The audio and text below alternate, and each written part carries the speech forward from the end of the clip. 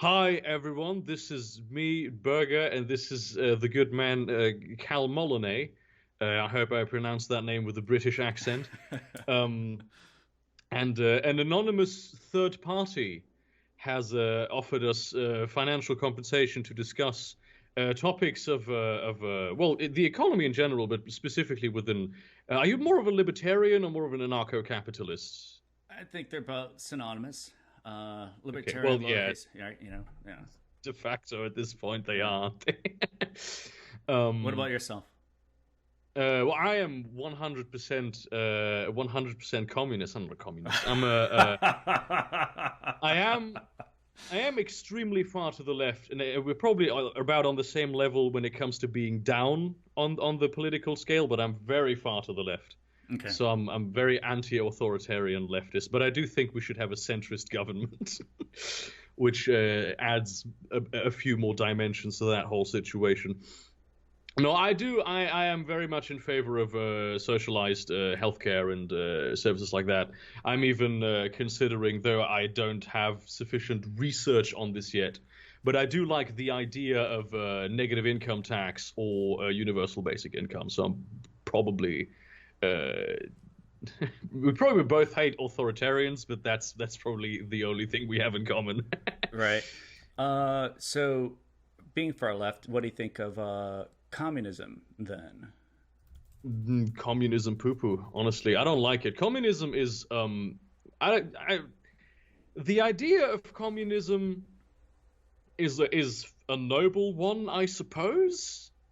But at the end of the day, it factually doesn't work. And even if it did work as they implement it, the violation of principle to the individual rights of people are so big that I don't consider it worth the trouble, to be honest. So I'm very anti-communist in that regard. And also, obviously, historically, like the science is in communism doesn't work without murder, and then if you have to murder people for your ideology, also that's probably a bit of an indicator that the ideology itself doesn't work. Right.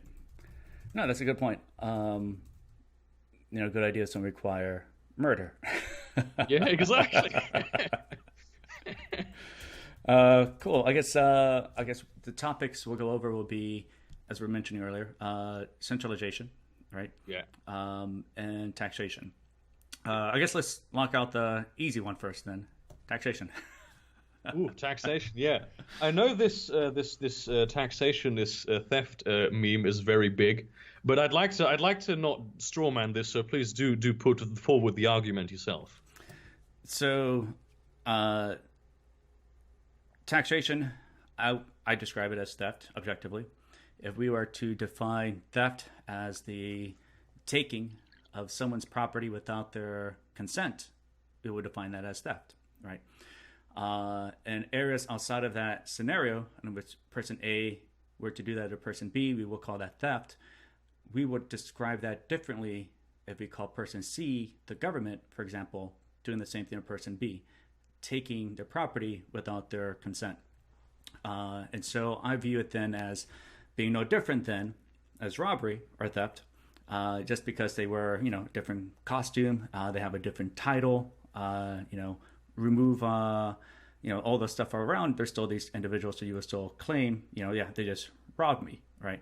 And being theft, in terms of taxation, you have no freedom to say no, right? The consequences of saying no, or to say that I will not surrender my property to you, is a night in a cage. And in Germany, if you don't pay your taxes, for example, they'll put a lien on your house, foreclose it, and they'll get your taxes one way or another. If you, I have friends who haven't done that, and they go to Germany and they're waiting for them at the airport, and they know they have a list of people who they'll arrest and grab for not paying their taxes. So if taxes then is supposed to be voluntarily or consensual, there will be no cage as repercussion. So I do. Actually, I have heard that sort of half of the literature on in the world is actually the German tax code, which nobody understands. But I'm not sure if that's an exaggeration. It Wow, probably is. efficiency. Yeah, obviously it would be German. Yeah. I do agree that taxes are not a consensual thing, but I do not agree that they are theft. And here's the fundamental difference between theft and taxes. Uh, a thief that comes to your house and steals your TV doesn't fix your fire alarms. He doesn't wash your dishes. He doesn't make sure that your door works properly. He doesn't fix your roof, right? The government, obviously, the government doesn't do these specific things. Those are obviously your responsibility to do yourself. But it's not like usually when something is stolen from you, you just don't get anything back for that. But if you pay taxes, there is a whole ginormous list of items of things that you get back from that. You get security at the border and internally. You get a functioning judiciary branch. You get basically insurance for when your house when your house burns down. There will be people coming who will try their best to make sure that that is no longer happening. In many countries, although a few countries actually handle this over taxes, but over a separate system, you can get sick and then have the security that you will get to a hospital and it won't cost you an arm and a leg, which, if you're already losing an arm and a leg, that's bad. If you're also losing the other ones, it basically make you a total invalid. And there's you get education for free for your kids, and in some countries you get higher education for free for your kids. You get roads built. You get Jesus, I should have made a list for this. You get an army that protects your borders, though I think I've already listed that. And you get a civil counterintelligence agency. You get protection from terrorists who might be there. You get traffic police, and basically all of the things that the government does is paid for with tax money. So while I do agree that it is not a consensual thing, and the argument can be made that it is theft, at the end of the day, I don't think that holds up, because when something is stolen from you, you don't get anything back. And when the government steals from you, it gives you a whole lot of services that probably would have cost you more if you had to purchase them individually. Okay, yeah, that's a lot of finer points in response to that. I think, though, the consequences of what happens when you surrender your property to the state at threat of violence is another question, right? Because then the questions you draw would be then, what about the roads, like you said? What about healthcare? What about the police, the borders, healthcare? Well, how are these services going to be provided? And so that I find to be then a whole list of other interesting questions that we can get into, right? Because central planning goes into effect into that believing that the market cannot provide those services, and so they feel that they must socially engineer the market to create the effect of those services and good being provided. So I have a view then, but you do acknowledge then that taxes is not voluntary. That is non-consensual. You said you agree that it's non-consensual. It is non-consensual, yes. Right. And so then being non-consensual, the services that you said you're thrown back at you being a separate question then, right? How would you then define theft? I would define theft as a non-consensual taking of something that is your property and you getting nothing back. Now, of course, we have to admit that the government does play by different rules than people do, because the government is in a functioning democracy. Okay, in a lot of countries in the world historically, it hasn't been, especially the more communistic ones. It hasn't been that, but where was I going with this?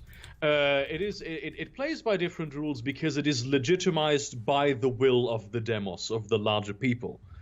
So a person stealing something from you is different, not only legally but also morally, than all persons stealing from you. And not all persons stealing from you in the sense that there's just a group of people stealing from you, but in the sense that the people who are not really stealing from you, but to an effect stealing from you in order to give you services back, are justified by the mob rule, essentially.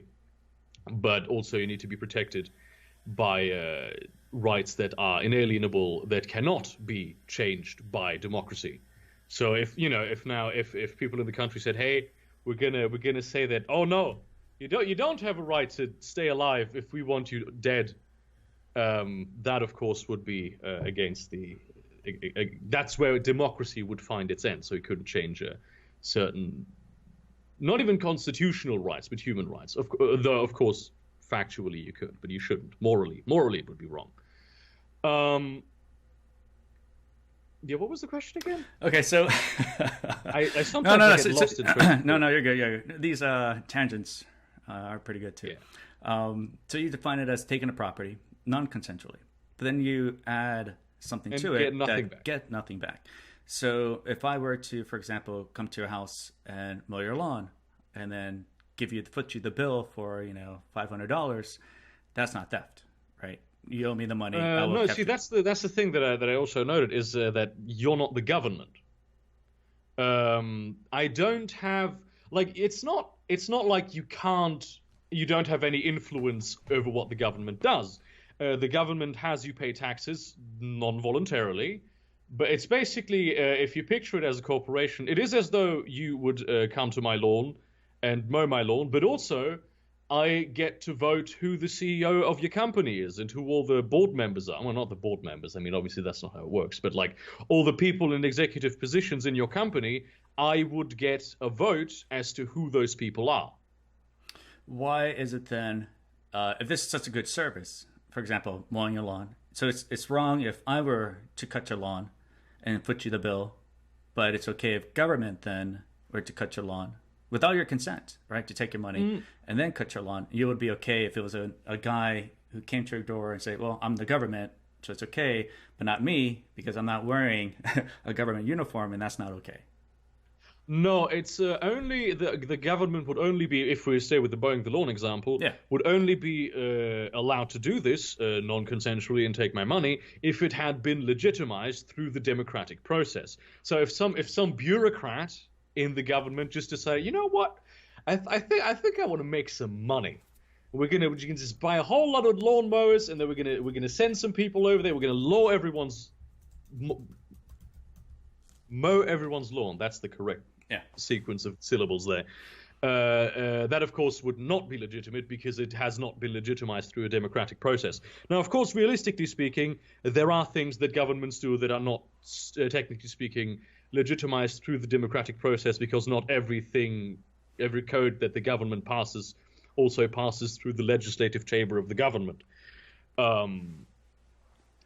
So that's always a finer point that one needs to consider. But they are essentially legitimized through the ministers, and I would have the power if I and all the neighbors decided, no, we don't want you to mow our lawns anymore. We could essentially ban you from doing that. We could just vote in executives in your company, essentially, if you are the lawnmower company, and say you're not allowed to. Who will say, well, we're not going to do this anymore. Okay, so then if that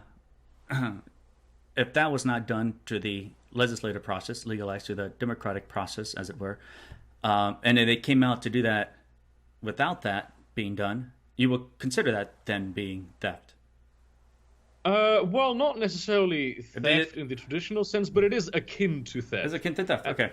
Yeah, now, and also, I'd like to put the caveat here that it would have to be on a case-by-case basis, so not a blanket statement that it is then that no matter what. Now, the democratic process is done by, you have a lot of competing groups, interests, vying for those government positions and powers, so they can have that leverage to pass this legislation, right? So there are certain people who don't want the government to mow the lawn, right, and will consider it theft if government would take the money and say, we're going to force this service onto you, whether you want it or not, versus a group of people who say that they do want their lawns cut by the government, and they're fine with government taking their money from them non-consensually in order for that service to be provided. Because that's how democracy works. You have many competing groups with these sort of things, and the one that wins out in these competing groups is the majority group, right? So then, objectively, then the minority group, their consent is violated by the majority group as long as they outnumber the minority, and then therefore democracy says that it's okay to violate the consent of people, the principle of human rights of people, as you mentioned, the violation earlier. As long as you outnumber them, as long as the majority outnumbers the minority, it's okay then to violate the principle of human rights of consent. Because that's not social. That's not social democracy. That is communism. that's I mean, democracy. communism says mob Well, rule. I mean, here the Republicans beat the Democrats, and you have Trump, right? So now they're in charge, and they can pass legislation against the minority group of people that lost against them. All right. Yeah, but I mean, they couldn't, for instance, go ahead and say, well, now Democrats are banned because that will be against the Constitution. The minority, even if the minority are not the people in power. Which, by the way, I just if people vote for the government to mow their lawn, they would at that point there will be consensual. The government taking money. I just want to say that. But there's people who vote against that. Yeah, not for those people, but for the people who voted pro that. Right, and the people who voted against that, though, their consent would be violated, and it would be theft. Yes, I mean, obviously the government wouldn't have a right to mow your lawn because that would be. But like, just let's just assume that it does. Let's just assume we have a town to like break this down onto like a simpler level. So the town government, essentially.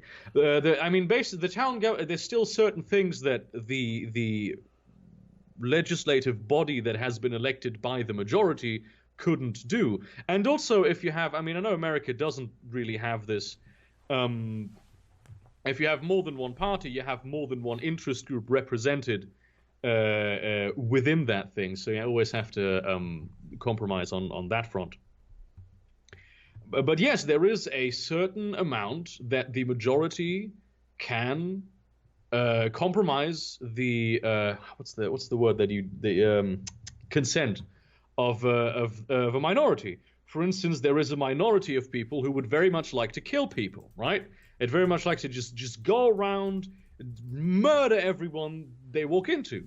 But of course, the majority of people violates, they go, no, you can't do that. And the minority goes, but I want to do that. Well, if you do that, we will violate your consent to not being free, and we will put you in prison and or possibly the electric chair if you're into the death penalty. Okay. So you always... Yeah, okay. I wasn't going to add anything. No, you're good. Okay, so then the areas of with this town you're mentioning, people are voting for the government to mow their lawn service, and the majority says yes, right? So 51 people is a majority. There's 49 people that say no, I don't want this service, I don't need it. I'd rather compete in the market to provide these services. I would like to have that competition, the freedom to compete as an entrepreneur, and to provide these goods and services voluntarily, right? Subscription-based business, however businesses do their interactions with customers. But 51 voted for it, so that means that they can now have the power, as you mentioned, to violate the principle of their consent. It's not compromising; it's violating, right? It's violating their consent because at that point, because they're outnumbered by one person, 51 to 49. Now they say that we are justified in violating your consent. You can take that then to quite extreme other places, like gang rape, for example. Well, we voted among ourselves. We're a majority and you're the minority. And we voted among ourselves to outnumber you and to violate your consent. Not just taking your property, but that kind of can go on into a lot of different areas of questions of that. Now, you mentioned earlier. Now, I want to talk about, though, when we talk about taxes, what happens when you don't pay your taxes? They seize your house. They take your property if you don't surrender your property. Sometimes they'll take you to jail, right? If you don't have any property, if you're trying to evade, like they do in Germany, and if you try to escape apprehension, you will be shot. You will be murdered. And originally when you said that if you have to murder people, if those are your ideas, then it's not a good idea. But you're not going to be murdered if you don't pay taxes and you're in prison and you try to escape prison. They don't murder you. That's not what happens. And if you run the border, they will try to get you and to possibly catch you using force, but they're not going to murder you, except accidentally, which of course is As long as they yell, they're not going to. No, it's not accidentally. It's actually accidentally. I mean, it might happen accidentally if you have a particularly a government that say it leans more on the tyrannical side of things. But you're not getting shot in Germany for. I mean, there is a state in Germany where the death penalty still exists, but it doesn't because federal law trumps state law in Germany as well. So. it's Well, bad. it's not so much they'll murder you, try to escape. If you resist, and like for example, if I were to meet someone who's trying to, just because they're not wearing that costume again, right? We view government as costume and legitimize. Someone I meet across the street and it says, "Give me your wallet." If I don't surrender my money to them, they have a gun. They'll hurt me. They'll murder me, right? If I see the government kicking down my door and telling me that I must go with them, and I see them no different than any other stranger. If I resist and try to escape, just like I would any other person, they would escalate the initiation force, deadly force, onto me. But like that's I don't know if that's a very. There's a couple points from earlier that I wanted to address later, but that's. I feel like that's a very American. Oh shit! That's a very American perspective. Has anyone ever been shot for not paying their taxes? People have been shot for it's resisting arrest. I mean, yeah, resisting arrest, but like honestly, I mean, in America, I can imagine that you also get shot for resisting arrest by, running away from police officers. That does happen, but optimally, in a functioning state, the most they can do is tase. All they have to do is make it so you are no longer a danger to them, right? And so they don't have to make use of their right to self-defense by you. Right. And there's a lot of ways they can do that without killing you or without doing you permanent bodily harm. They could tase you, for instance. There's tase guns that shoot pretty far, and then they'll carry you to prison. Right? If the government is killing people in order to pull in taxes, that is wrong, obviously. And that goes back to a point that I wanted to address that you made earlier with the mass rape thing and the majority thing. Right? It is still not allowed to violate the rights of an individual because you are the majority.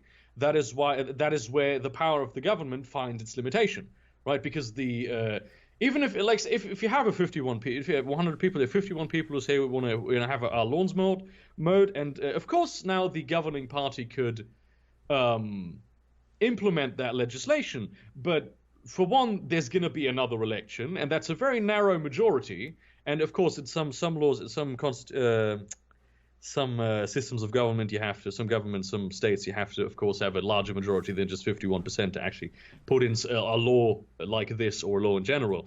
But there is always the chance that the opinion of people will change, and then the ones who did the authoritarian thing, which, let's be honest, having the government decide to mow your lawn is a bit authoritarian.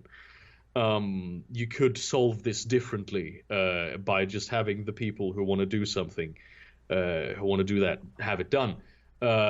This applies to different services that the free market has difficulty providing properly. Lawn mowing services is a service that the market should provide over the government because it is better at it. You still can't, or for instance, with the mass rape thing, you can't. Even if everyone agrees that person should be raped, you still can't do it. It is still illegal because it would violate their human rights. In theory, if you lived in, if you had anarchy and people just, I have the guns, I am the government, I will rape you now. That is a different situation. That is not a legitimate government legitimized through the demos while at the same time protecting the individual rights of people. That's the big difference between a social democracy or a Western democracy in general, liberal democracy, and communism. Because in communism, if everyone decided that we will be able to rape this one person, then they can. And that is why communism is wrong. Let's agree that communism is wrong. 100%, my dude. I would say that government can't make the claim to do any good, right? You make the claim that the government can do good in certain areas, that's why you have centralizations, but it cannot make the claim to do good without first necessarily doing evil. And the first thing it must do in terms of doing evil, it must be to violate the property rights of other people, to take their property non-consensually, to violate their consent, right? As you mentioned, taxation is non-consensual, right? So in order for government to make the claim that we're here to do good, health and services, all that stuff, it must first necessarily do evil and violate their consent and take their property at threat of violence.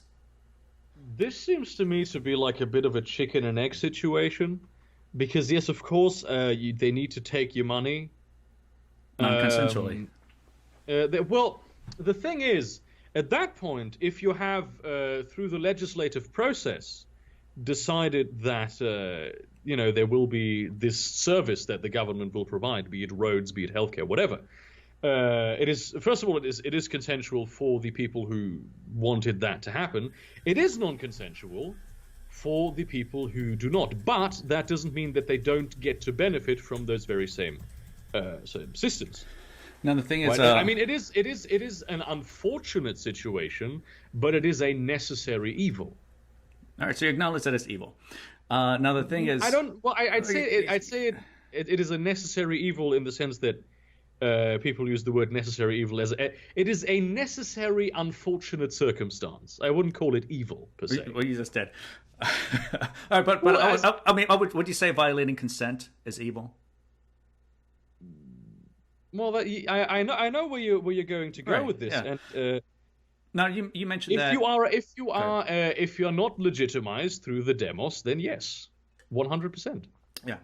Now, when you mentioned that it's at least consensual for the people who want it, I would say that's not true at all, because consent is the freedom to give and withdraw permission over that property or body ownership at any time. You can. At any time. You can. No, because the thing is, the moment you say that, you can't say no to taxes. You have no freedom, economic freedom, to say no to taxes. They will come and take it from you. At no point, even if at one point you say, yeah, I don't mind giving them some money for social services, but if the next day you say, you know what, I changed my mind, right? They will still take it from you, and you have no freedom to say no. Your consent is not regarded to that. You have no consent. So it's not consensual. It's the same thing as the mugger that crosses me into an alley, right, holding a gun to me, right? If I surrender my property to him, I did not consent to give him my money. It was under threat of violence. At any point, if I say no, more bodily gravely harm or deadly force might be applied to me. So even those go ahead. That is a clever way of framing it, but while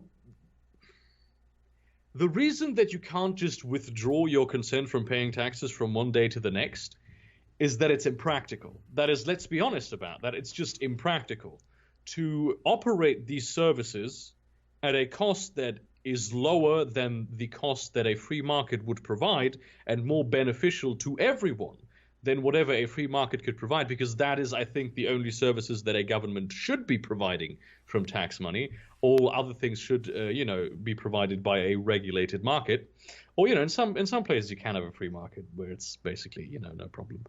I think these areas of services that the government, we're talking about, like, you believe you should do it because you believe government should provide these services because the market can't. I want to get into that. Yes, but yes, I want to say that, and just taxes alone, right? Because that's the purpose. You're saying why we want taxes, right?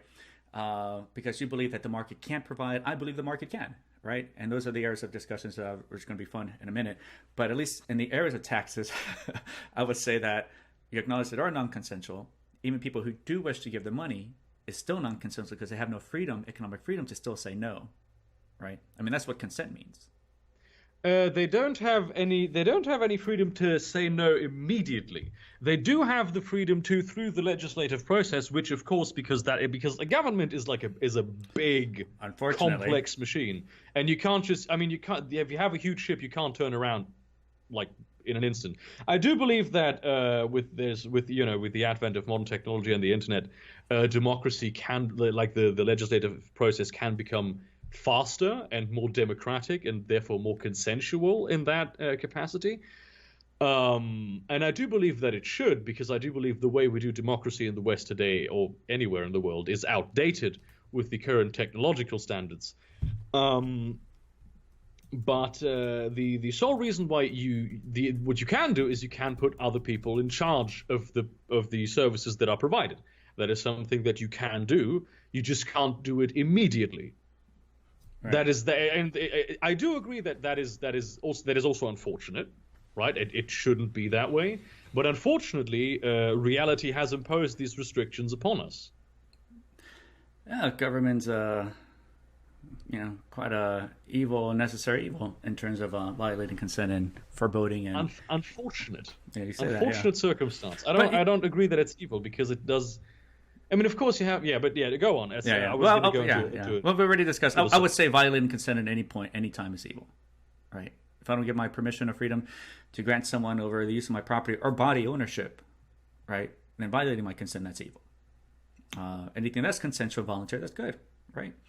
And there's no waiting time for that. There's no have to go to a bureaucracy, to see whether, for the person to realize that it's non-consensual. The moment it's a violation, I say no, or stop, or give me back my property, or don't touch me. That's a violation of consent.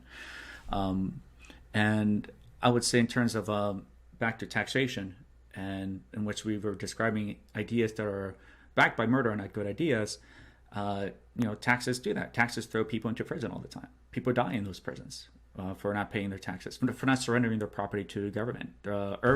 Peter Schiff, if you know, an economist here, and I guess he lives in Puerto Rico, but in the United States, his father died in prison for avoidance of income tax evasion.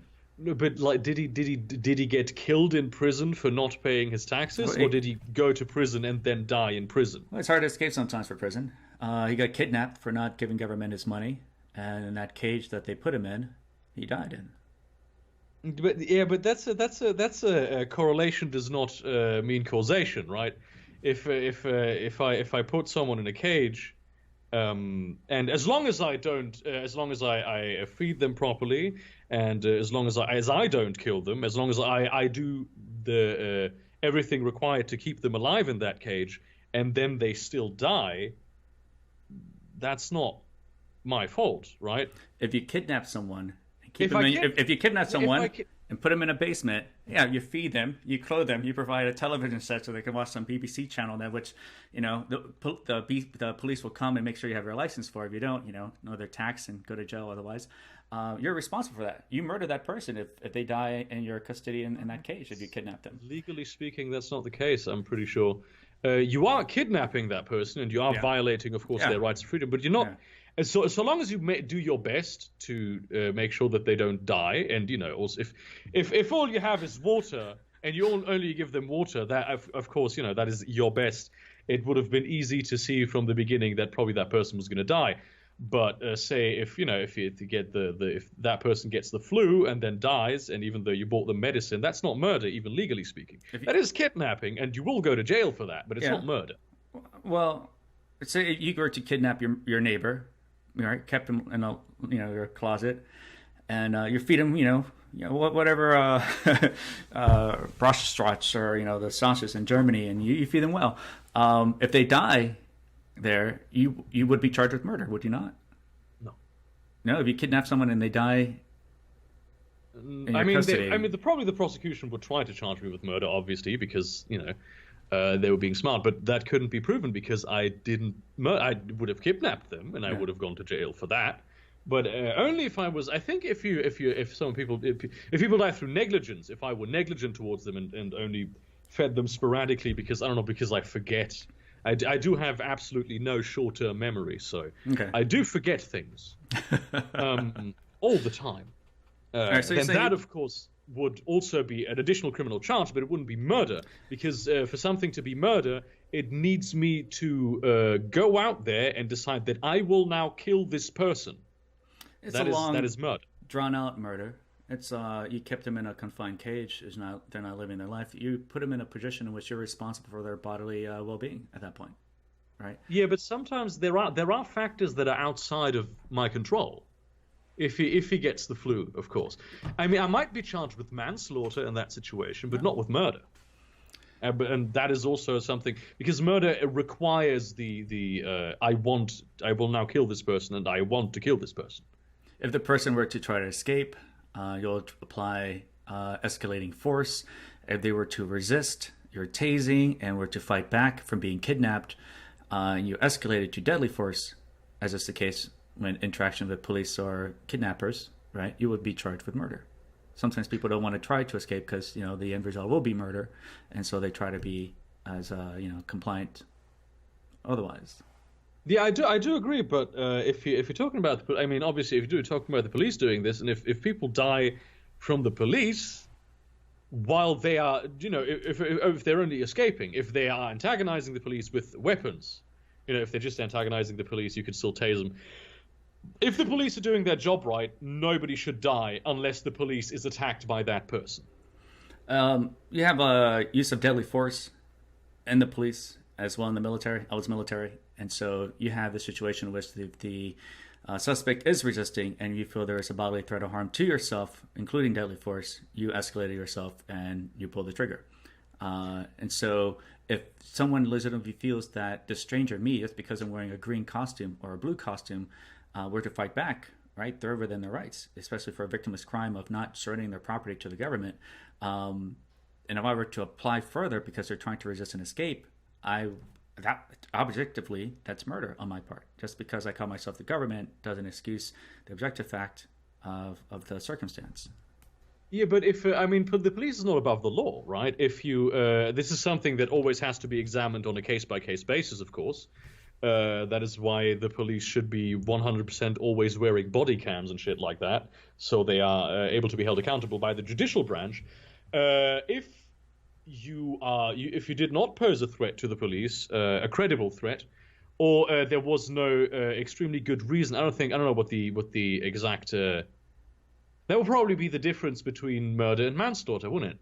Because if you say you were sort of resisting arrest, but you do not possess a lethal weapon, but you are resisting arrest, and then a police officer kills you because they have reason to believe that you do have a lethal weapon. Probably they could, depending on the circumstances, be charged with manslaughter. And if you did have a deadly weapon, then they might with manslaughter. Then they would not be charged with manslaughter. It doesn't have to be a deadly weapon. It just can be just you further resisting. No, not even resisting. It just can be you just continue to resist. It happened to Eric Garner in New York for selling Lucy's cigarettes. It happens to a lot of people. That is a failure of the judicial branch because of a corrupt system. That is not an argument against government in and of itself. That is an argument against non-functional law enforcement. Because if we're going to talk about how the law enforcement in the United States of America doesn't work and does violate individual rights, then I would 100% agree with you, right? That is that they do that, and they should be, they shouldn't. They shouldn't be able to. I don't agree. There should be. I mean, it might be helpful to have a purge and then build the whole thing from the ground up. That might be an approach to do, but it's not something that should be abolished, because then your neighbor's going to come to you and is going to steal from you. And then what do you see? Now that's the belief that you think that I don't want police. I want police. I want roads. I want security. I want healthcare. I want firemen. You listed a couple of things earlier about what you believe that centralized government provides, like insurance for houses that burn down. Firefighters. Over 70% of the firefighters here in the country are voluntary. That shows that. Me too. Yeah. So you don't need centralized government to provide that. The market does a pretty good job. People volunteer to provide that. I think it's great. A fireman doesn't put out a fire. A fireman with a fire hydrant and a fire engine and the necessary training and equipment, he puts out a fire. But all that stuff needs to be provided first. And that's why they go out there with their boots and intersections around here asking for donations. All this stuff is voluntary donated. You have your instances of roads. Here in Virginia, where I'm from, government doesn't build roads. Businesses do. Businesses always build roads, but the government pays them to do it. Right. So the government, you outsource the money to a third party, where you have no freedom of economic choice to select the road builders. And so now you have collusion here. The politically connected will get those contracts and such. But that's a problem, and it shouldn't be that way. It shouldn't be. But at least it acknowledges that it's businesses that build the roads. Government is just the middleman and bureaucracy needlessly, in which you're paying extra money to go to another bureaucracy and going straight to the business to build them for you. That's not. But go on, finish your point. Yeah. I'm sorry. The other points would be healthcare. You have Alfie Evans in England. We have the situation of the parents who wanted to just take a chance with their child, even if it was brain dead, even had other circumstances. But you had British police lined up outside that hospital to stop the parents, to with force if it had to be, because they're armed, to prevent the child from being escaped, and that's socialized medicine in England. And then you mentioning about public schools here in Richmond, they just ran out of toilet paper. Public schools ran out of toilet paper just last week. They're just announcing that. These areas of centralized control makes it difficult to allocate resources, makes it difficult to see where things need to go. And for those reasons, I advocate for capitalism. I find capitalism to be the most efficient way to allocate resources, where resources need to be in supply and demand. Areas where there is centralized control because they believe that the market can't do it, you run into areas of mass starvation, mass deaths, like China, centralized farming. You have Venezuela right now. People say, oh, that's not real socialism. That's socialism. That's central planning. But yeah, that's my little tangent from there. I guess we can talk about now where you believe. Wait, that... I want to. Yeah, please, yeah. Quick. For one, UK law enforcement also a bit of a prickly subject. Don't like them either. I think you are conflating mismanagement with the. You are pointing out legitimate cases of mismanagement that shouldn't have happened, but those happen in corporations also. We just don't hear about it as much because we don't scrutinize corporations in the same way we do the government. We can't. We don't have access to the same type of information.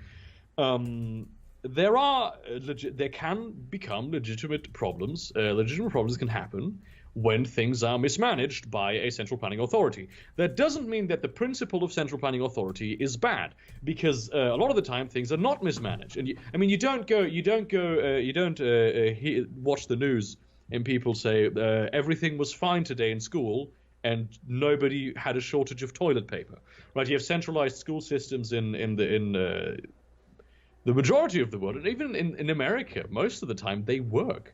You will have a problem where they didn't have toilet paper, and that's fucked up, and that needs to be remedied. There needs to be a certain flexibility, and I do believe that many of our institutions are a bit too inflexible. So I think that they can learn a lot from corporations, but a thing that yes, businesses are the ones that actually build the roads. And you don't, and that is actually cheaper. For one, it would be quite expensive for the government to have a workforce for that. Aside from sometimes they have army engineers and stuff like that building roads in precarious situations. But the thing about the government is that it is in a much better negotiating position than a group of people, because if you provide a service and you only have one customer, for one, that customer. Well, the government isn't legally allowed to fuck you over, even though it might happen when it comes to collusion. But that customer then has greater power to control your price. So they will get the thing at the cheapest price. There are certain goods and services that have, well, mostly services that have something that's called an elastic demand.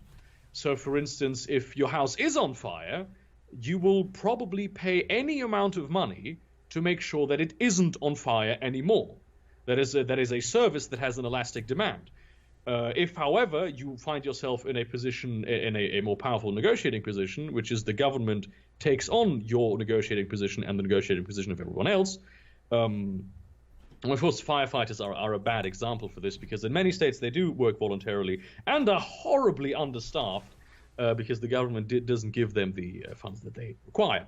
But if we talk about healthcare, for instance, that's a big problem in America. That because health insurers can't negotiate with healthcare providers, and of course, an individual that's dying from cancer is not going to start negotiating much with the doctors that want to charge him $500,000 for a medication that you could get for fucking $25 in just over the border in Canada, because you're dying of cancer, and if you don't get that, you'll die, and that's it. That's done. So the government can provide services that have an elastic demand to the demos at a much cheaper price, and other services also at a much cheaper price than the free market could, because in the free market, the service providers would have a negotiating position that is too strong and would eventually make things more expensive that shouldn't be as expensive as they are. Okay, that's a lot of interesting points. you bring out, especially the expensive as they are, meaning that difficult for people to pay prices, pay goods and services. And I find it then when here in the United States, when nearly half your income goes to the United States government under taxes, it certainly will strain your wallet. When you have centralized banking, for example, with the government and the monopolization of currency, the value of the dollar in your pocket will continue to depreciate. And so, that leaves those for worse for poor who try to save money, for that dollar continues to appreciate. Over 97% of the value of the dollar has been lost since 1913, the creation of the Federal Reserve. So, purchasing power does continue to lose. People, in terms of things, will get expensive because it's difficult for them to pay for goods and services, and when nearly half their income, thanks to Uncle Sam, is taken away from them. They have to work 1/3 of the year just to pay for taxes, for example. But expensive in terms for healthcare and certain goods and services, as you bring up for healthcare. Things will be expensive when you have a bottleneck approach towards the production of doctors in the market, and there's government laws limiting the amount of doctors that can be out here in this country. So, of course, when you limit the amount of supply, it will certainly make things a lot more costlier. An earlier point you made about high schools and public schools, here in America, I think that is great. 80% of New York high school graduates are illiterate, can't read. That's a big number. That difficult to believe. No, Google that. You find that even reading grade levels have gone down tremendously over the decades. Although now it's not 4th grade reading level. It used to be 12th grade. It goes down. When you have this monopolization and there's no market competition, the costs of things continue to go up and escalate. The quality of things go down. There's no market competition for anyone to compete and say, hey, I could provide you a better service, right? I could probably do it cheaper. And so when I view the monopolization of these goods and services, you look at the post office here, USPS, billions of dollars in debt. It's illegal and criminal for anyone to deliver pieces of paper. FedEx, UPS, DHL can deliver only packages, and it's also illegal for them to underprice USPS. So when I think there's some misconception, I guess, because I advocate anarcho-capitalism, right? I advocate a free market capitalism. I'm not saying I don't want these services for everyone. I do want healthcare. I do want security. I do want schools. I do want all these things that you want as well. But I want also the freedom to compete entrepreneurially to provide these goods and services, right? I mean, if the government wants to compete in the market, provide it, great, but also allow other people to compete as well and not make it criminal or illegal for them to also compete in the market to say, well, let me provide these services too. I think I too can do a better job or a much cheaper price than the government. But this centralization and monopolization, like USPS, here in Virginia, there's a monopoly on liquor. Only government can sell liquor, right? Creates those kinds of problems, right? I'm not saying I don't want liquor. I want liquor. I want security. I want law. I want rules. I want these things. But the monopolization of government, especially judicial system, is abhorrent because the police works for the government. The prosecutor, the defense attorney, when they give it to you, works for the government. The judge works for the government. You can't say that's impartial, right? But judges convict the government of shit all the time. The judge does not work for the government. Who do you think? The judge works for the judicial branch, which is part of the government. Yeah, so they work for the government. They get their paycheck from the government. It's not that simple. The government is not a centralized system. Is not a totem pole. Right, the government is balkanized into many different areas. The judicial branch can and does convict governments for things all the time. Once again, I think you have you point out issues with poorly executed centralized planning of things, with poorly executed where people made the wrong decisions and poorly planned something. And using that as an argument against the concept of the centralized planning in and of itself, which I could point you to a million things where it does work, right? Schools in the Scandinavian world and really all of Europe. We don't have a problem with 80% illiteracy. That is insane. You have poor rating of universities, though, of the lowest ranking, especially in Germany. We have very good. I mean, we have poor universities. We have bad universities in Germany, but we also have extremely good universities in Germany, right? I mean, this is like U.S. hospitals. I think out of the top 10 hospitals in the world, of course, 5 of them are U.S. hospitals. The U.S. has some amazing hospitals. But on average, the U.S. hospitals aren't all that great.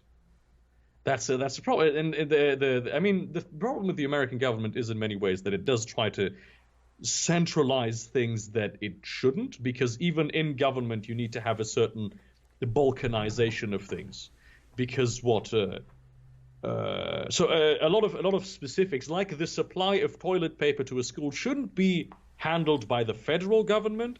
That is an element of the educational system that should be handled by a local government.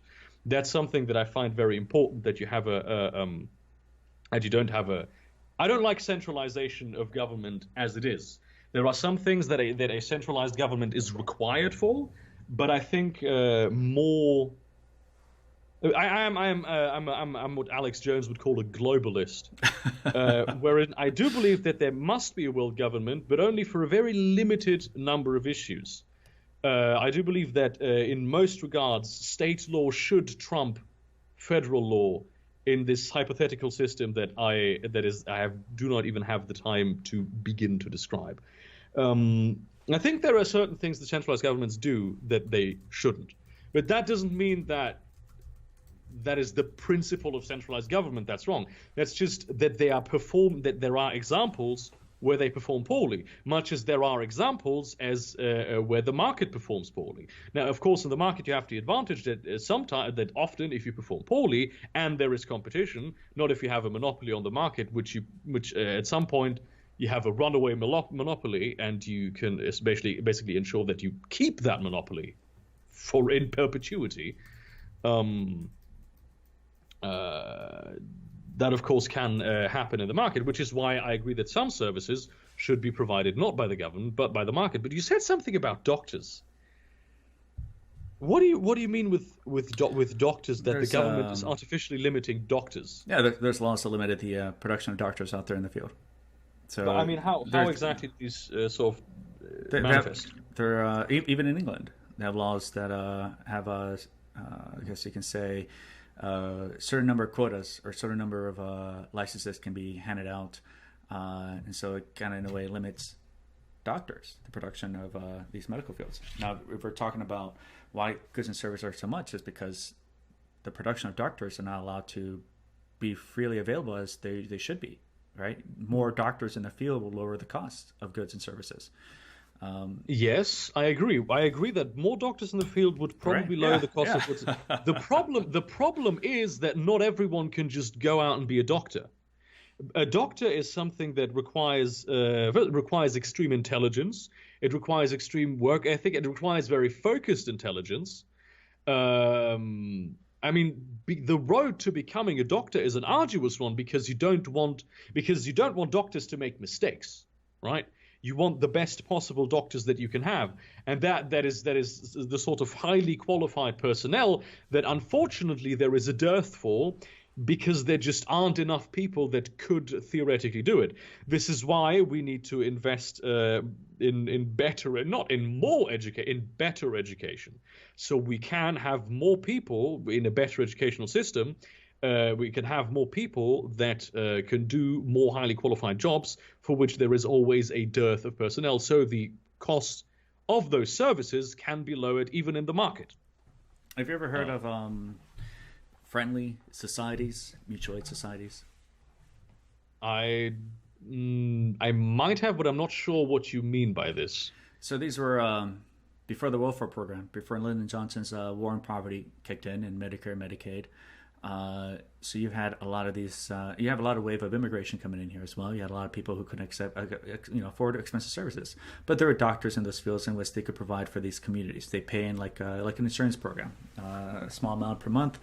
If you were to be impoverished through no fault of your own, losing a wife, car, sick, you need urgency of hospital, these communities, these friendly societies would pay for that, and they had doctors available, and that's how the market provided needs for healthcare. This is before 1960.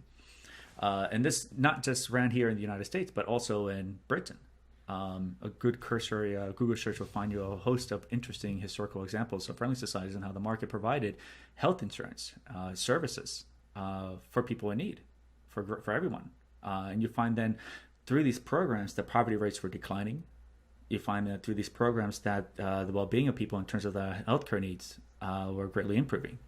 And it wasn't until the government seeing that this particular independence streak, because when you find that you can provide these services for yourself in a market and not have no need for the government, that's the last thing that they sought. So they send in their code inspectors. They send out their investigator, city council members to go out there and, investigate and say, yeah, well, you know what, this building's not up to code. You're going to lose your license. They threaten doctors, and the whole thing was abolished like within a couple of years.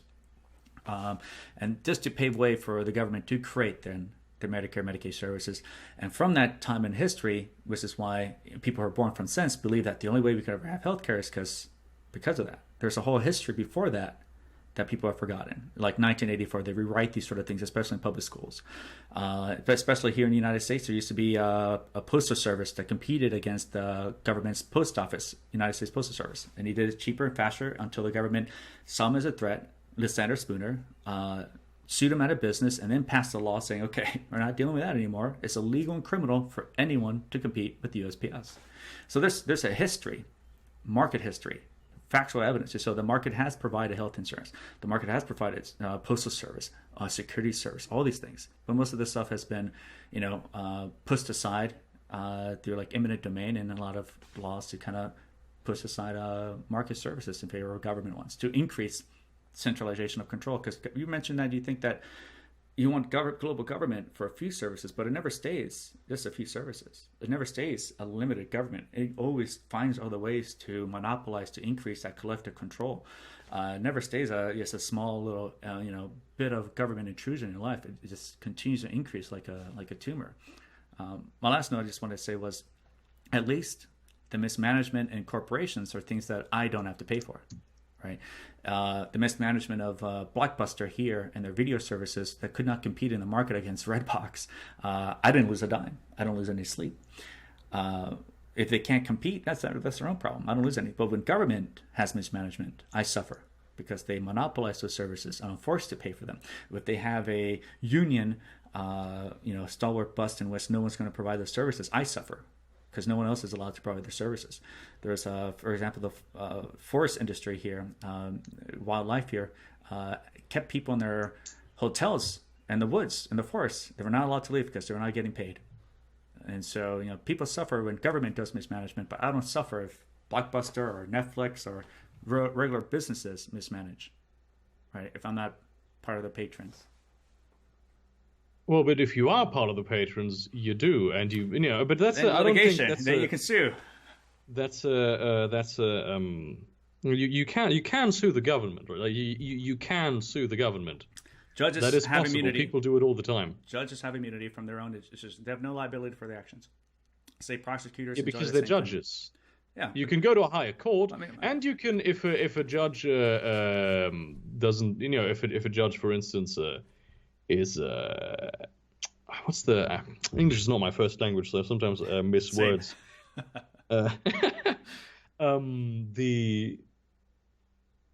For grave violations of protocol, judges can become disbarred. I mean, judges are not above the law either.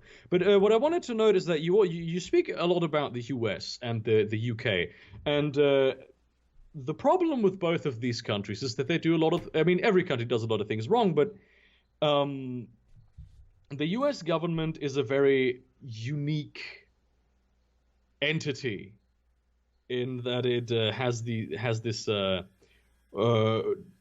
what befits Jupiter does not befit cattle mentality in geopolitically and also internally in the country, because I don't believe the United States of America is a functioning democracy. I mean, neither is the UK, obviously, because it's, not a democracy, and they have incest. But what you always have to consider, which I do agree that, for instance, the NHS is not a good healthcare service provider. It's pretty shit. It is a good, but we also have to always realize that a lot of that happens because people who would rather provide healthcare in the free market and overcharge people for it, or just charge people for it anyway, lobby with political figures so that they will then put people in place or directly make sure that these government agencies do not function in the way they should. Now, that is a problem of political corruption. That is a problem that needs to be resolved. That's not how it should be. It should be one person, one vote. It shouldn't be one person with $1 million, 1 million votes, right? So there's always this additional dimension to it, and I think that saying that the government always becomes more and more powerful and just wants more and more power, I feel like that's a bit of a slippery slope argument that doesn't actually it isn't actually founded in observable reality in many. I mean, it probably is in America because of how the American government operates, but in many other countries you don't actually see it that way, right? Because we have a certain interaction between government and corporations where they're not on eye level, but corporations can also represent their own interests as part of the demos, because the corporations are part of the demos in terms of the free market, right? You say that they're not, but then no, corporations no. are not people, but they are part. I don't mean corporation. You say that they don't. Centralization doesn't continue to increase. Centralization has a history of increasing. You start off with the monarchy. You start with the monarchy centralizing its powers and taking away from the nobles who centralize that power in the state. And then you have the modern state in which that centralization of control extends to pretty much everywhere, to social welfare, to schools. That government before never had a vested interest to be a part of it. Healthcare now, right? These kinds of centralization continues to increase in every facet of your life. From its origins, it has centralization of control and dominating local countries. France itself, or Germany, was many different municipalities, different communities, different tribes. Oh yeah, and we wanted to form a united German nation. They were conquered to turn into a united German. You That's, have the 100 Years' War. That's not really true. It is conquering competing kings and princes in the Holy Roman Empire before it became that, the big modern state that it is. Its history is conquering its neighbors and conquering other city-states. That's not wrong, but it's also not exactly right. The modern state of oh shit, that's my grandma. Give me a moment. I have to tell her to not call me.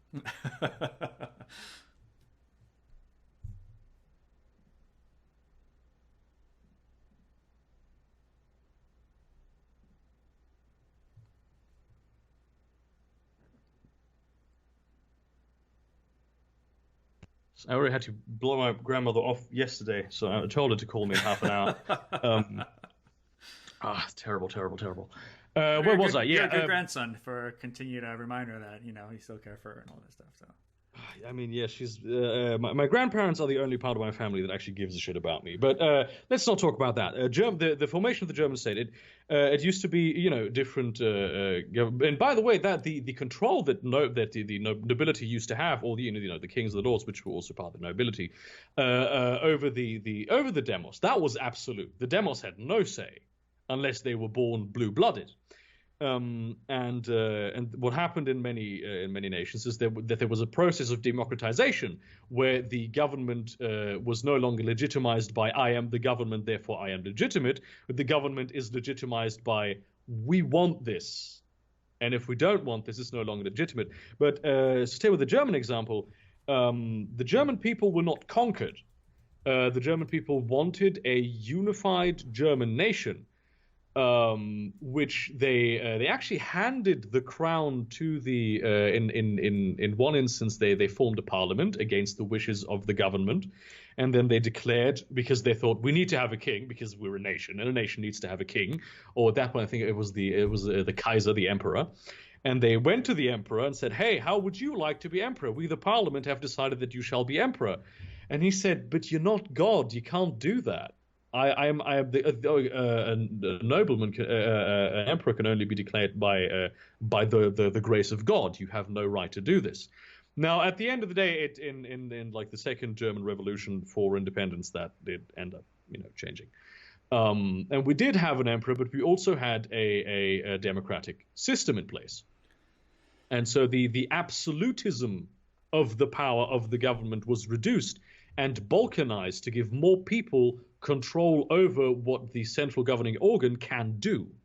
So really, historically, we have seen a move away from, generally speaking, away from absolute top-down authority to the authority of the top being legitimized by the bottom. That sounds like something that they would say in a gay club, but Now, the thing is, what I'm mentioning historically, before we get these centralized states, before Germany, you have the 30 Years' War. You have millions of people decimated through warfare, conquering each other. Right. That's before the massive centralization of states that we know today, of England as well. England was made up of many different tribes. Centralization begins by conquering other neighbors, begins by decimating populations and murder and mass warfare before they can get to the size where they are today. And now they can create this excuse to say it's for democracy, that is for peace, and it's for unity. I mean, you have problems still in Ireland with that. You have right now. Earlier we were talking about Catalonia, and that it's perfectly fine for them to secede. But before the secession, there were many wars in Spain, and those wars and problems in Spain that they had, conquering and fighting each other, led for their demise and to let the Muslims conquer them, and that during that time and period. Right, so the competition for centralization in Spain wasn't a very stable reason for them at all to repel that invasion, and they were conquered for several hundred years.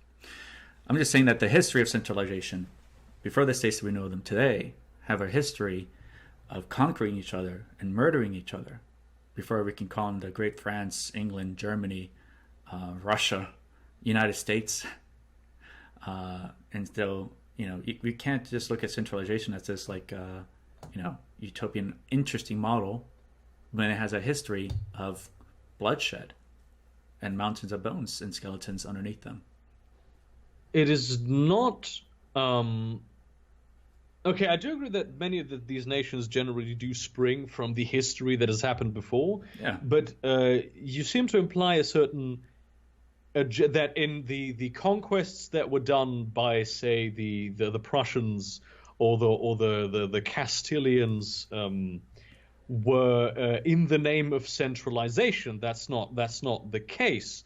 It was in the name of expanding the power of this noble family, of these wealthy people that had enough money to buy themselves, and it had historically had the legitimization and power to construct around themselves a mythos that we are the royal family with the blue blood and we have all the wealth, and therefore we will now use the people that we pay personally, right, from the money that we take from you involuntarily, taxes, to expand our power. Yeah, of course. Yeah. But that was I would even argue that was closer to an anarcho-capitalist situation, because the wealthy people were the ones in charge directly. They were the ones with the capital. They were the ones who could sponsor armies. And of course they then went ahead and they just took the money from the peasants, because why wouldn't you?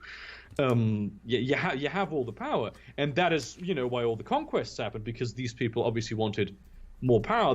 Of course, the centralized nations of today spring from this, and some have remnants of this, like royal families, that with their forced to pay for the wedding in England. Yeah, exactly. That's, for instance, that's some fucked up shit. That's some fucked up shit. Thank you. Yeah. But they don't have.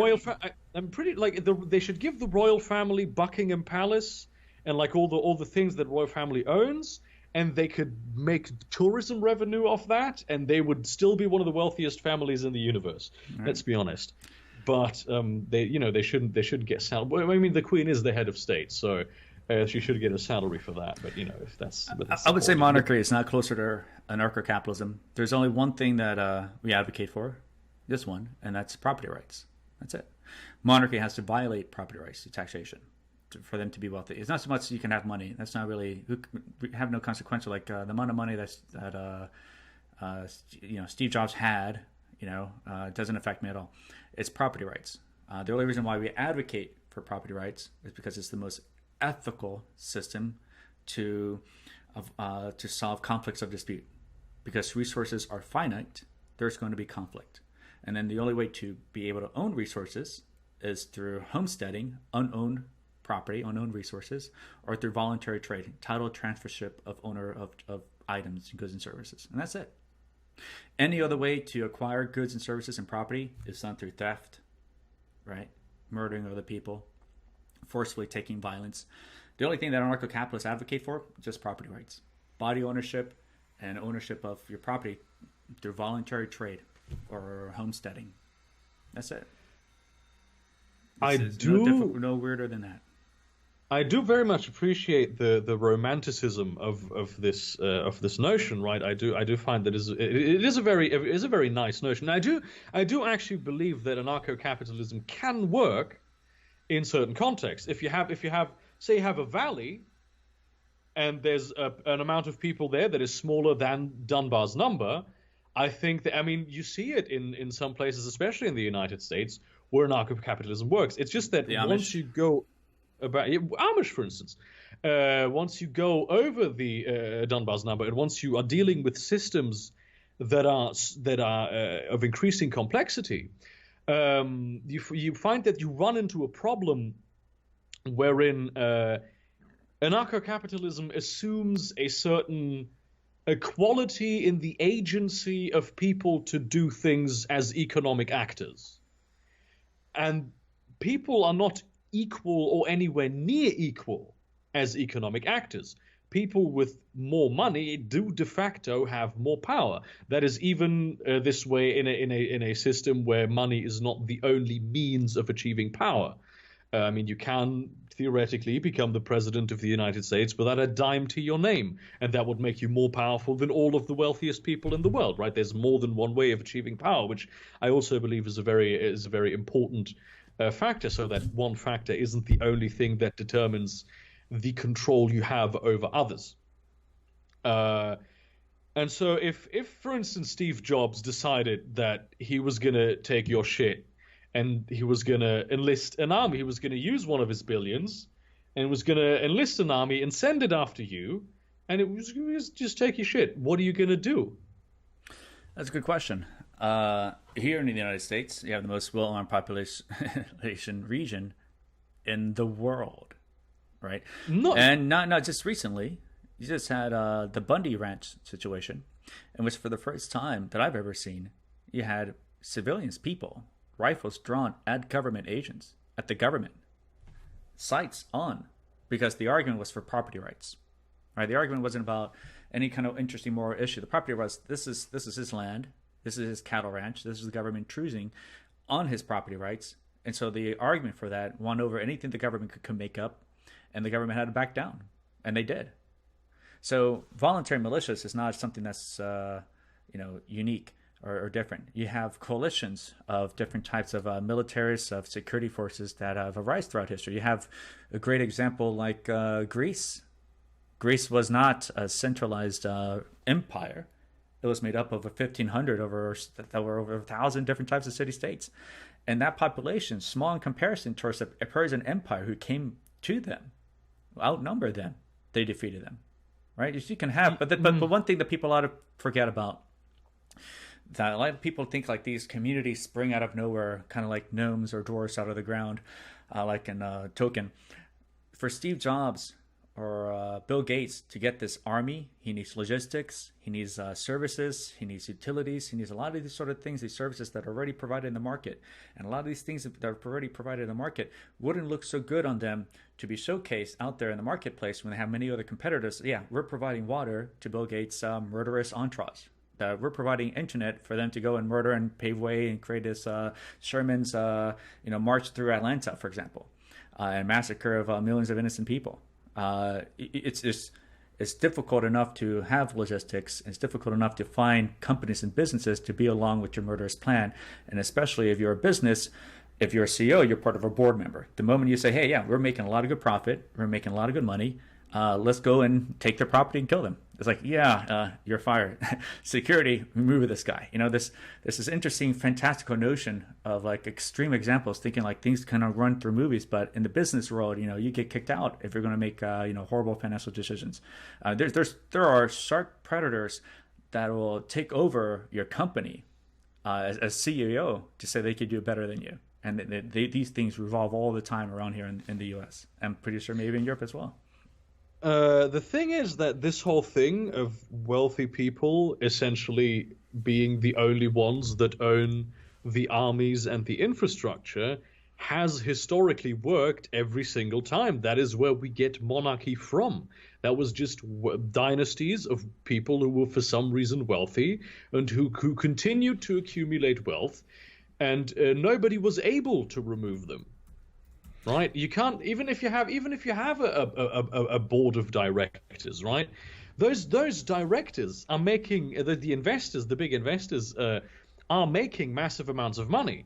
So you would have the company that fires the immoral manager would, at the end of the day, not gain access to as many resources as the company that does not, because that person would just continue taking resources and continue monopolizing. Monopolizing as many services as is possible to become one of those dystopian corporations that provide everything, like Nestle.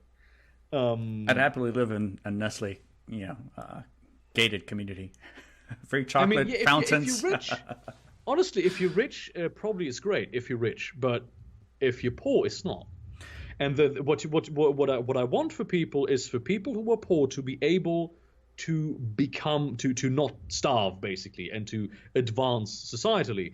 And what we have seen historically in societies where there is no regulation of the market, or regulation of the market in favor of those who are most wealthy, is that the poorest in society lose out. And that is something that we can see in the United States of America today, where the government legislates in favor of the biggest and most powerful corporations. So those corporations can continue abusing government services and keep their power monopolized. And the poorest people in America are becoming poorer and poorer. The middle class is disappearing. And there is little they can do about it. And I'm gonna have you let you have the last word in this whole thing. I would say that an interesting example to talk about monarchies. Machiavelli talked about in The Prince about how difficult it was for city-states in Italy to conquer each other because they had to rely on private armies. And private armies, assuming the costs of the loss of their own infantry and men, would not risk such a costly, dangerous engagement to just obliterate themselves, as has the centralization of states during Napoleonic times, during the 30-Year Wars, or even during World War I, World War II, the massacre of tens of millions and millions and millions of people during the centralization of warrings of centralized states. But when we're talking about the kings in comparison to today, the poor, for example, the poor today are much richer than kings in the past because of capitalism, because of the marketplace, things that government never created, things such as like over 90% have a refrigerator, 97%, 96% have a gas or electric stove. These things were considered as luxury back then. Over 96% have a television. They have microwaves, video recorders, air conditioning, cell phones, clothes washer machine, clothes dryers, computers, landlines. These are things that would be considered more luxurious in the Vanderbilts, or the richest people over 100 years ago in the United States, right? Because of capitalism, these people today can live luxurious and far wealthier than kings of the past. And that's not because of the state. That's not because of centralized powers. This is because in spite of a centralized control, in spite of socialism, that they create these sort of things. And I think that more competition in the market creates these things. Whereas centralization, control, monopolization of these goods and services stagnate prices and increase them, and quality reduces. The marketplace in its competition does the opposite. It lowers prices. Because of that competition, it increases quality. You can find flat screen TVs, for example, hundreds of dollars several years ago. Today is a few $100. You can have the freedom, economic freedom, to cancel or unsubscribe, to say no. You can go to somewhere else. You have the freedom to compete. And these centralized services, you don't. If you try to compete, you go to jail. You try to escape or run away or stop resisting, you're murdered. They shoot your dog, at least here in the United States. And you find then a history of centralization of any goods and services, even from China, because technically that centralization of services leads to the wholesale onslaught of millions of people. It never just stops at just a few services and goods here and there. It always increases. And Europe right now has a problem with the euro collapsing. And we're going to see what's going to happen after that. You find what happened in Cyprus. They stole 50% off everyone's savings. Froze everyone's assets, stole it right off the bat. So I guess we'll find out, if centralization is a good measure, a way to provide this kind of prosperity and safety, even though the past several world wars have shown that it's not, and led to the onslaught of tens of millions of people. We'll see where it goes and see if Europe survives. We're talking about like these other particular regions in which they have like safety and security, and they have grooming rape gangs in England now. Sweden, they say, is the rape capital of the world. This allowance of borders is not pretty much secure when you have a domination of any majority group that can take over the democracy process. Muslim groups, for example, they have no interest in Western culture and Western tradition, and just dominating and control. And we'll see whether Europe turns into an Islamic state, and maybe if you expatriate here to the U.S. and we'll have some beers after that. Well, I would probably visit the U.S. I mean, I do, of course, disagree with every single thing you just said. But I did say I was going to give you the last word. One thing I want to mention. Yeah. The euro is not collapsing. It is still the most valuable large trade currency in the world, more valuable than the dollar. I just want to point that out. I'm a Bitcoin guy. Bitcoin is good. I have to tell you a fucking story about Bitcoin, right? When I was like 16 years old, I saw Bitcoin and I was enamored with it, right? Back then, like €1 was round about 1 Bitcoin. And I said, hey, people, authority figures in my life, I would very much wish I have 300 euros left. May I invest those in Bitcoin? No. And they said no. That is why I now live below the poverty line. No, that sucks, man. It is terrible. But I do appreciate that. I do think that Bitcoin and currencies like it are going to be a very good part, very integral part of the future. Because I don't like governments controlling money in the way that they do. And I especially don't like banks controlling money in the way they do. I'd rather have the government doing it than banks, but in an optimal word, neither. We should definitely talk more. Yes. At some point. Yes, it's been a lot of fun. This has been a lot more fun than I expected. I might, I don't know if you have a podcast or something. I probably going to have you on my podcast at some point. This was cool, man. Yeah. I enjoyed this. Yeah, no, I've seen some of your videos. You're very good at, I don't know, it's a very Kafkaesque sometime, and the way you just kind of throw things and mess things out all over the place. No, it's very good, very entertaining. But yeah, absolutely. I'll be down for that. And let's catch up and see after we digest some more of our information and talking points from each other, and talk again. Yeah, man, very much so. Thank you everyone for watching this. I hope you had as much fun as we did, and I'm gonna stop the recording now. Take good care and stay liberated. Yeah, you too, man. Don't let the government get you.